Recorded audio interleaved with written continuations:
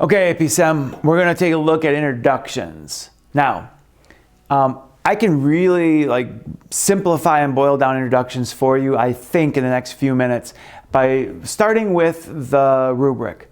So I'm going to go ahead and throw the box up here for the rubric for row 1.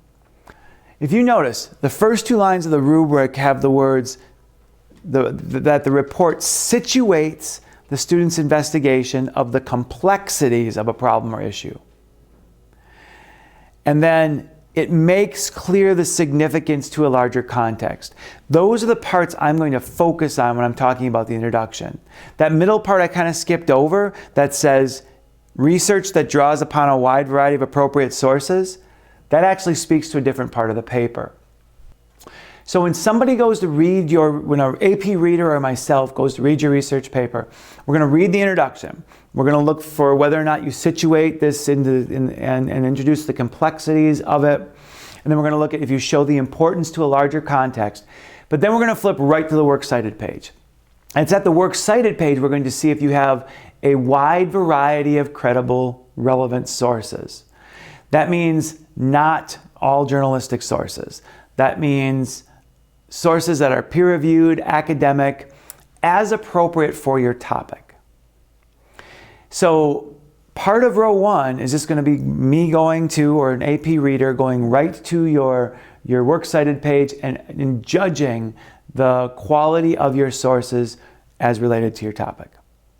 Now, after that, we're going to concentrate now on how the rest of this rubric applies to your introduction. What has to happen in your introduction so that you can situate this, explain the complexities of it, and show the importance to a larger context?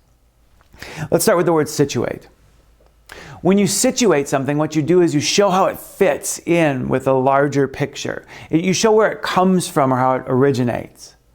So when you're situating your argument, what you're doing is you're showing how we got here. Where did it come from? You're giving background.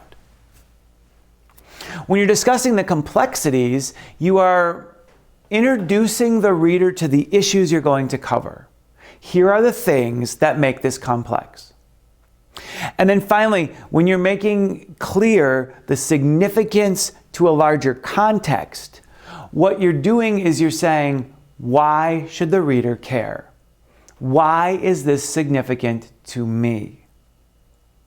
So let's take a look at a couple of sample introductions to see how and if they do this.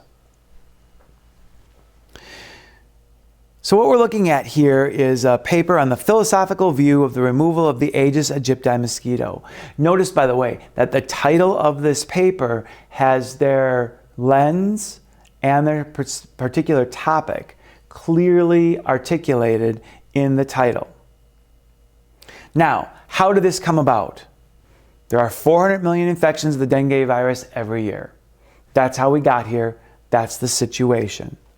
And the Aedes aegypti mosquito is the one that carries this virus. All right, that situates this issue. This tells me how we got to a place where we are discussing whether or not we should remove this mosquito. Why should I care? Well, it causes muscle and joint pain that feels like breaking bones. It contains 4 different strands, which means you can get it more than once. So these are things that make me want to care. These are things that make it serious enough to consider, important enough to examine.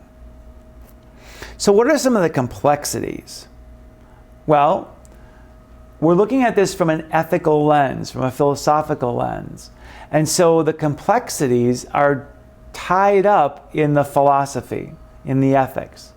Basically, this entire paper is going to try to determine whether or not ethical models will predict whether or not society, people, will accept the elimination of this species.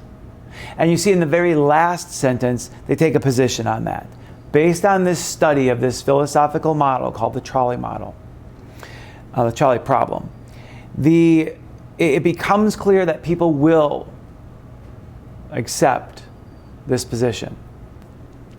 So I guess this one is argumentative in that the author's position is that, yes, applying the trolley problem, which is an ethical dilemma that you can use to gauge a society's perspective on an issue.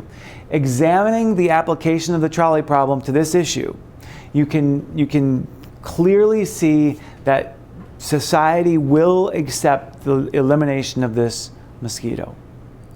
So their last sentence actually takes a position. This will be an argumentative paper. Let's look at one more example of an introduction. Remember, introductions need to situate the issue. So, since the beginning of the Syrian civil war, 4.5 million people are left looking for security.